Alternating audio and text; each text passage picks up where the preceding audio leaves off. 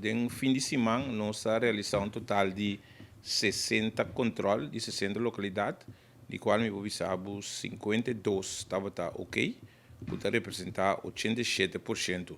Então, nós estamos controlando uma variedade de área, Vapor Quibra, Punda, Caracas Bay, Soicotanche, Yantil, Traiceiro, Cuboweg, Churchillweg, Sabana Baca, Fuik, Santa Rosa Montanha, Maripambun Dominguito, Santa Maria, Palo Blanco, Veres e Vicendário.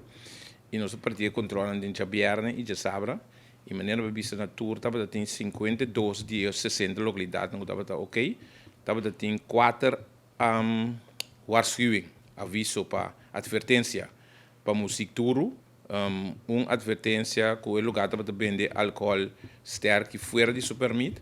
Então tem uma localidade que um DJ toca sem permito, então não se aparece. Na altura que tu rende saco, DJ não se considera como música vivo.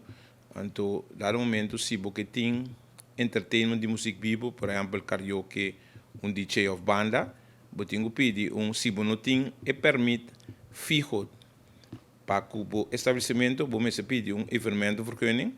Então, maneira você sabe, a UES ali, o anunciar que o MS está 4 semanas por mês que atividade você tem que pedir, de 28 dias, para assim você vir a remarque para organizar o evento.